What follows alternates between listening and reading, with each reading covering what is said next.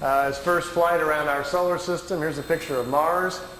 By the way, this is not a professional tape. As you can see, these pictures are in a picture album, and I've just got my camcorder out, and Wendell and I are flipping through the pictures. So this is not a produced tape for you to look at. So it'll probably never be on the market, but at least you get a chance to see some of these pictures. This is Mars just from a different direction with the sun very bright on it. Now, here is Mars, but here's one of these satellites. It's in orbit around Mars, made on Earth, unannounced, and is in orbit. This is the spring of 1976, and this device is in orbit around Mars. I don't know exactly who made it or who put it up there. Here's another one. This is Mars again, and here's the light panels, solar panels, and the satellite equipment in orbit around Mars again. This is a different one.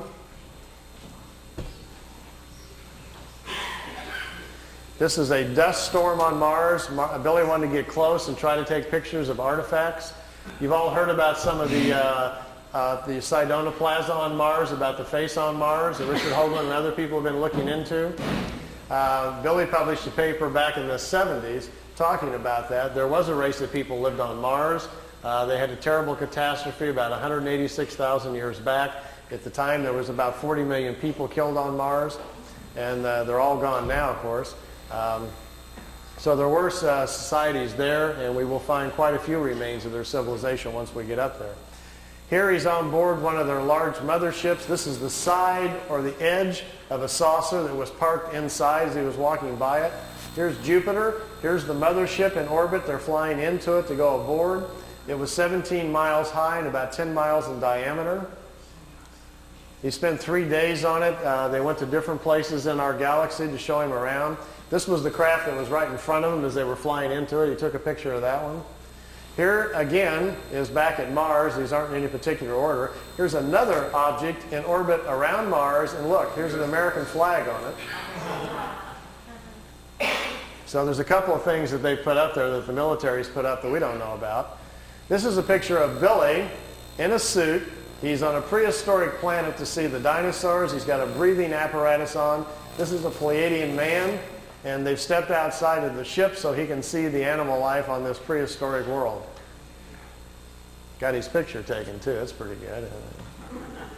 This jumps back here to, remember the Apollo-Soyuz hookup, us and the Russians back in '76? Billy asked him if he could go up and watch it. They said okay. They took him up. There's several pictures here of the Apollo-Soyuz hooking up with Earth in the background. Some of the wildest pictures he's got. I mean, just look at the vantage point. The planet's in the background. How else would you get this picture unless you were up there at that particular vantage point? Not a lot of people have that in their photo albums, you know. You can imagine the people at NASA would crack up, you know, if you... They'd probably find it a little hard to believe at first, but they don't have pictures like this. Here it is when it's just hooked up. There's Earth in the background, and here's the two capsules coming together. This is the top of the mothership. There's windows, but there was nobody in the windows as they came into it. We really missed out here. Billy shot, he said, 3 or 4 rolls of film inside the mothership, talking to people and going up and down the halls and so forth. He lost all of the pictures. They were all stolen from him. We've only got 2 or 3 of them left, and they're really practically nothing.